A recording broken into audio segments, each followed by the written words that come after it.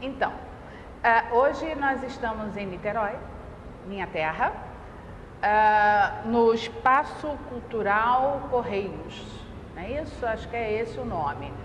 Eu queria primeiramente agradecer o pessoal que atendeu assim de pronto nossa solicitação.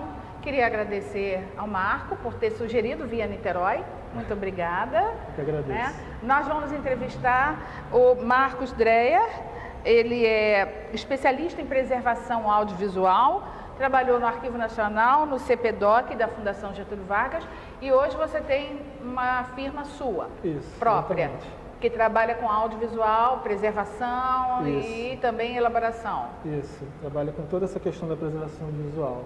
Né? Ok. Então, primeiro, eu queria muito te agradecer, Eu que agradeço. muito mesmo, né, alguém liga e diz, olha, eu sou fulana, queria te entrevistar, eu agradeço muito, tá? Principalmente por você ter vindo a Niterói, muito obrigada. A minha terra também foi fácil para mim. E vamos começar então, que eu queria, é aquilo que eu estava te falando, né? A gente tem de tudo um pouco nesse país. Então, tem pessoas que trabalham nessa área e que desconhecem totalmente o que tem na mão. Então, você podia dar uma palavrinha só, o que é audiovisual, quais são os acervos que compõem esse universo? Eu acho importante falar, assim, o que diferencia os documentos audiovisuais, né, no contexto arquivístico, dos documentos mais tradicionais, né? Os documentos audiovisuais, além deles serem mais contemporâneos, né, eles surgiram ali no final do século XIX, início do XX, eles têm uma fragilidade inerente a eles. Eles são documentos mais frágeis do que os documentos, vamos dizer assim, tradicionais, como papel e fotografia, por exemplo, né? Eles requerem cuidados especiais, desde o manuseio até o armazenamento, né? Eles têm uma fragilidade. Tem uma característica também que é muito importante dos documentos audiovisuais, que é o seguinte: qualquer documento audiovisual, se você parar para pensar, por exemplo, se você toca uma fita, né? Se você escuta um disco, se você assiste um filme, qualquer documento desse ele precisa de uma mediação tecnológica, ele precisa de uma máquina. Por exemplo, ao contrário de um papel que eu pego aqui, que olha o conteúdo imediato, né? Os documentos audiovisuais precisam de um mediador tecnológico, uma máquina. Então, isso duplica o desafio da preservação. Porque os documentos audiovisuais você precisa preservar o suporte, né? Por exemplo, a fita e a máquina que toca aquela fita. Né? Então, assim, o desafio realmente do profissional de preservação de audiovisual, ele é meio que duplicado. E olha que coisa assim um pouco dramática. Se considera hoje, na verdade, que o desafio, eu estou falando no contexto dos documentos audiovisuais, o desafio de você manter essas máquinas em funcionamento é maior até do que manter esse suporte bem acondicionados. Porque essas máquinas, todas essas máquinas, pensa bem, as máquinas que tocavam as fitas de rolo antigas, as máquinas que tocavam os toca-discos, tem ainda, né? Mas enfim, as máquinas que tocavam as fitas cassete, muitas dessas não se fabricam mais. Né? Os fabricantes não se interessam mais por isso. Então, o profissional de preservação tem que resolver isso. Porque para tocar essas fitas todas, esses conteúdos, esses discos, eu preciso das máquinas. Então, esse processo de obsolescência tecnológica é dramático no contexto da preservação audiovisual. É muito rápido. E acontece até hoje. No mundo digital, esse processo de obsolescência tecnológica que a gente chama, ele permanece. Por exemplo, a Microsoft cria um formato X, Word 1.0, depois de 5 anos é criado 2.0. Esse 1.0 entra em processo de obsolescência, entende? Então esse processo do audiovisual ele permanece um pouco no digital e até mais veloz, eu diria. Eu acredito também que bem mais veloz. Mas assim, resumindo, um grande desafio da preservação audiovisual hoje é dupla, né? Os suportes são extremamente frágeis, ou seja, se você é um profissional que trabalha com papel, né, a expectativa de vida desse documento é muito maior, por exemplo, do que uma fita magnética. Com certeza. E além disso, ainda tem a questão de você precisa ter uma máquina para tocar essa fita magnética. Né? Então, é um grande problema, assim, fora a fragilidade da mídia. E, assim, eu posso falar em termos de Brasil, falando um pouco de política, né? Política de acervo, por favor. adiantando um pouco esse tema. A gente não tem uma política hoje de preservação audiovisual no Brasil. Na verdade, a gente nunca teve. Falando um pouco do cinema, né? Cinema brasileiro. Já é difícil a gente ter uma preservação nesse país. Exatamente. Né? E acervos especiais, eu acho que é mais complicado ainda. Mais complicado. Porque geralmente, assim, os arquivistas, o pessoal da biblioteca e tal, obviamente, como são documentos mais contemporâneos, né? Sim. Tem menos conhecimento agregado em relação a eles, tem um pouco mais de dificuldade de entender esses documentos. Tanto é que, eventualmente, são chamados de especiais. Sim. O que são especiais? Tudo que é especial porque eu não consigo entender muito bem, né? Não Ele sabe foge manusear aquilo. escopo. Sim. Exatamente. Sim. Então, tem uma é difícil encontrar pessoas especializadas nesse tipo de tratamento, com esse tipo de acervo. Claro que cresceu de uns anos para cá, mas é muito mais rarefeito do que a documentação mais tradicional, vamos dizer, né? E se eu falar, por exemplo, documentos sonoros, né, que é um campo dentro da documentação audiovisual, aí é super restrito. Eu conheço pouquíssimos profissionais no Brasil que lidam com documentação sonora. Estou falando de fitas, de discos, de cilindros fonográficos, né? É praticamente uma coisa que é colocada à parte. Geralmente, quando a gente fala de audiovisual, é um pouco assim, cinema, né? O que se pensa, mas... porque é uma coisa que tem um pouco de glamour também, né? Uhum. Mas se esquece um pouco de outros documentos audiovisuais que também fazem parte desse universo. E quais seriam? Então, o universo dos documentos sonoros, né? Que são fitas, são discos, são cilindros. E os documentos de imagem em movimento, que são os filmes e os vídeos, né? Fitas de vídeo magnético, por exemplo, e o vídeo digital também. Hoje, basicamente, quando a gente vai ao cinema, a maior parte das vezes os filmes já são projetados digitalmente, né? A maior parte das vezes. São poucas hoje as salas de projeção que ainda tem projetores em película de cinema. Sim. Né? Isso, então, quando a gente fala de cinema, hoje em grande parte já é vídeo, já é uma codificação binária de bits, né? São zeros e uns. Tudo digital. Em grande parte. A não ser, por exemplo, quando você vai, por exemplo, numa Cinemateca do MAN, no Rio, em lugares assim, tipo centros culturais, que ainda guardam, né? Ainda tem disponíveis projetores em película de 35mm, por exemplo. E pessoas que sabem lidar com ele, que também tem isso, pessoas, né? que sabem lidar, que é uma coisa cada vez mais rara também. Exato. Conhecimento acerca, por exemplo, de como projetar um filme, né, no projetor é cada vez mais raro. O conhecimento, por exemplo, de como colocar uma fita magnética de rolo num gravador de rolo é cada vez mais raro. Ou seja, esse conhecimento vai também entrando em processo obsolescente. Exato, exatamente. E isso entra junto como um agravante em termos de preservação. Isso entra como porque você tem locais que têm esse material, mas as pessoas que são responsáveis pela preservação não sabem lidar com esse acervo. Isso é crucial, crucial. Porque, como eu estava te falando, como audiovisual é esse desafio duplo, né, de você ter que gerir o suporte, gerir as máquinas. Sim. Então, o profissional de preservação audiovisual, o arquivista audiovisual, ele tem que ter um certo conhecimento tecnológico. Para lidar com máquinas como essa, por exemplo, ele tem que entender um pouco como é que funciona, por exemplo, a formação da imagem, para poder preservar isso. Então, tem um outro desafio também que eu não mencionei, né, que é agregado, que é tem que ter um mergulho tecnológico muito grande, inclusive em termos de atualização também, na relação digital, né? Porque o audiovisual está muito ligado a essas questões tecnológicas. E esse ponto que você colocou é crucial, né? Essa falta de fato, essa falta de base, falta de base mesmo de conhecimento, isso não só no Brasil, mas no Brasil eu posso falar um pouco mais conhecimento. De fato, a gente tem pouca base de conhecimento sobre como lidar com os documentos audiovisuais e como lidar com essas máquinas. Então, sabe, eu acho que teria que ter de fato uma questão assim, montar uma escola sobre preservação audiovisual para poder formar esse tipo de conhecimento, formar esse tipo de profissional.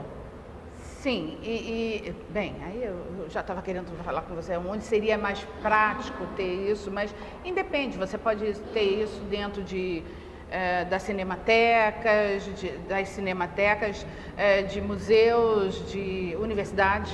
Sim. Né? Não, sem dúvida. Eu acho que assim, que deveria ser uma política de Estado, eu acho que deveria ser público, deveria estar dentro da universidade.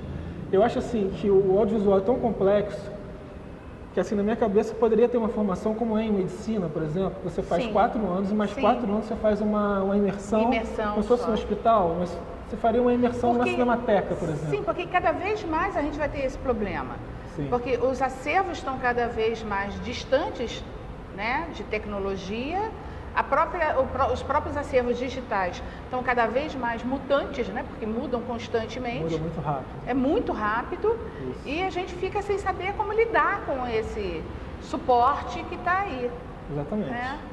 Realmente precisa, é um grande desafio. Porque a nossa memória está ficando muito na mão disso. Exatamente. E eu acho assim que isso se amplifica nesse contexto digital que a gente está vivendo, obviamente. Se você parar para pensar, a quantidade de informação audiovisual digital que a gente gera diariamente. Sim. O Aquiles estava falando isso numa entrevista que nós fizemos com ele, né? Que a grande preocupação é que aí também mexeu com a formada em história, né? Que é uma preocupação minha, que você tem fatos históricos e que eles estão pautados muitas vezes em suportes digitais. Isso. O que a gente vê hoje em dia, tudo que está sendo falado de Brasília, do Congresso, do Senado, a grande maioria está tudo em formato digital. Exatamente. Então, se você for mexer com essa história daqui a 20 anos, como é que vai estar isso? Exatamente.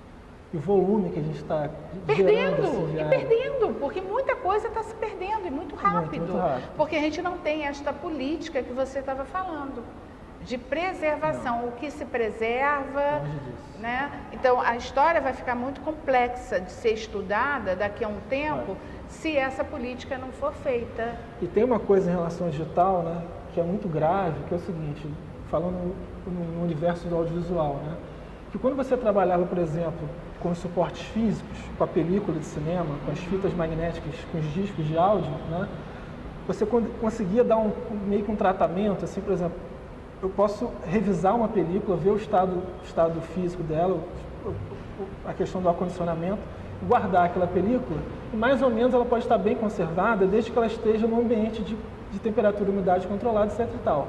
Agora, com o digital, isso não funciona. O digital, você precisa ter um comportamento ativo de preservação. Porque o digital não basta você pegar um HD, por exemplo, né, um HD externo, e colocar numa prateleira. Ele precisa de um gerenciamento. O HD externo ele começa a falhar a partir de 3 anos. 3 anos de um HD externo começa a falhar. Eu vi isso em casa. Então, você precisa, na verdade, de todo um sistema tecnológico, de pessoas também gerenciando aquela documentação digital, porque senão ela pode se corromper sem aviso prévio, ela se perde. Sim. Por isso que a gente fala que a preservação digital é uma preservação muito mais ativa do que a preservação mais tradicional, por exemplo. É porque a tradicional ela é meia inerte, né? Se Isso. você preparar e manter a estabilidade de temperatura e umidade, você consegue mantê-la lá paradinha. Exato, né? exato. O digital não. Exato. Até tem um termo que os americanos usam na área de cinema, de preservação de filmes, chama store and ignore, né? Você armazenava e ignorava, em certo sentido. Você podia armazenar aquela película, guardar que você está bem. Não é exatamente assim, né? Sim, mas é só para comparar um pouco com o digital, que é muito diferente. O digital você precisa de um gerenciamento ativo, uma gestão digital ativa. Sim. Né? É um desafio muito grande, porque você depende, inclusive, por exemplo, quando você tem um grande armazenamento, geralmente digital no Brasil, né? Um storage, um data center, você precisa de empresas atuando, inclusive. Né? E quando você começa a ter relação com empresas muito grandes, a coisa começa a se complicar também. Né? Porque o que garante que uma empresa não vai falir amanhã, por exemplo? O que vai acontecer com esses meus dados digitais? Né? Ou seja, a questão é muito séria, o buraco é muito lá embaixo. Com certeza, né? Com certeza. Tem até um termo que é o buraco negro digital, que é um pouco que a gente está vivendo. Enfim, falando sobre os suportes audiovisuais, qual deles você, além do digital, fora o digital, os mais tradicionais, qual deles você classificaria como mais preocupante em termos de preservação? Assim, eu posso dizer, em relação aos filmes, as películas de cinema, as películas que são feitas a partir de acetato, com a base em acetato, o acetato foi um material que surgiu lá nos anos 50, mais ou menos, porque antigamente as películas eram feitas de nitrato. Nitrato, né? Essas são problemas sempre, né? É sempre um problema em função da autocombustão, né? Que elas são muito suscetíveis a isso. Mas, por outro lado, as películas de nitrato têm uma qualidade visual impressionante. Lindo, né? Quando bem preservado, quando fica bem fantástico. preservado é maravilha. Uhum. Então a película tem essa questão do nitrato, que é muito grave, de fato. Já tiveram alguns incêndios no Brasil bem graves em relação a isso, a falta de cuidado da conservação das películas de nitrato. E nos anos 50 surgiram as películas com base em acetato, que na época se achava que seria a solução da lavoura, mas nos anos 80 começou a se perceber que ela sofria um processo químico de degradação autocatalítico, ou seja, ela começa a se consumir, chamada síndrome do vinagre. Ah, sim. Começa a expelir, né? Fica aquele cheiro, isso, né? Como se fosse um vinagre. É. Isso é um grande problema para a preservação de filmes. Nessas películas de acetato, inclusive no Brasil, com o nosso clima tropical, para você ter um controle de temperatura e umidade adequado é muito complicado, é muito custoso, economicamente falando. Né? Isso em relação aos filmes. Em relação, por exemplo, aos discos, estou falando um pouco de som, de música, né? Os discos que eram feitos também, né, chamados de acetato, né, que os rádios utilizavam muito, que eram discos que você podia regravar, que são extremamente frágeis também. Geralmente eles têm uma base de alumínio ou vidro ou até papel. São muito frágeis. Então, por exemplo, Rádio Nacional, essas rádios, né, clássicas brasileiras, tem um acervo enorme, um MIS, se você for lá você vai ver. São extremamente frágeis esses materiais também. Né? São materiais sonoros, né? Em função também desse acetato e dessa base. A base pode ser de vidro, imagina. Ou seja, se o suporte quebra, você perde. Acabou a informação. A informação, né? Então, esses são dois exemplos assim, de suporte bem frágeis. O grande caso, eu acho que também está em você identificar que tipo de suporte você tem, né? Isso. Porque às vezes fica meio confuso, né? Claro. Para quem não tem a informação, para quem não tem o conhecimento. Porque, por exemplo, a gente está falando aqui do acetato. O acetato, sempre, para qualquer suporte audiovisual, é um problema de preservação. Sempre. As fitas magnéticas, seja de áudio ou seja de vídeo, elas também sofrem um processo de degradação muito acelerado com componentes do acetato. Mas como identificar o acetato? Pois né? Nem todo profissional sabe identificar o acetato, nem sempre é simples identificar o acetato. Exato, tem isso. Né? E geralmente o ideal é você separar o acetato do poliéster, por exemplo, de outros materiais, entende? Que são mais duráveis. Porque quando, por exemplo, a película de cinema que sofre esse processo de síndrome do vinagre, ou ácido acético, né? O ideal é você separar essa película dos outros materiais, porque ele começa a contaminar os outros materiais que estão em bom estado. Então, por exemplo, se você fizer uma visita no Arquivo Nacional, lá na área de acervo de filmes, você vai ver que eles separam, né, por áreas, né, por salas de acervo. É uma sala dedicada aos filmes com esse estágio de degradação mais acelerado, outro em filmes bons, etc., exatamente para não haver essa contaminação. Né? Mas precisa de um conhecimento para saber identificar. Isso é tempo também, né, para você olhar cada película, identificar que isso aqui é acetato, isso aqui é poliéster, isso aqui é nitrato, separar esses materiais, né? Isso tudo é tempo e conhecimento. Então vamos dizer que na dúvida é melhor consultar alguém especializado. Sim, claro. Não faça nada no acervo sem saber realmente do que se trata. Eu acho que, por exemplo, as pessoas que têm coleções particulares em casa, cineastas, eu acho que sempre indicado você procurar uma instituição pública, como o Arquivo Nacional, ou eventualmente uma instituição como a Cinemateca do BAN, que tem uma expertise já de bastante tempo nessa área e vai saber lidar com esse tipo de material. Principalmente, por exemplo, se o sujeito tem uma película de nitrato, imagina, ele está com uma bomba em casa, pode estar com... Né? Então, e tem algum tipo de literatura importante que foi feita no Brasil, a Cinemateca Brasileira em São Paulo, né, fez alguns materiais muito interessantes, né, uns livretos sobre revisão de películas de cinema, por exemplo, que são materiais assim práticos, são guias, né, manuais curtos, que ajudam os profissionais também a como identificar esses materiais, como saber, né, como lidar com eles.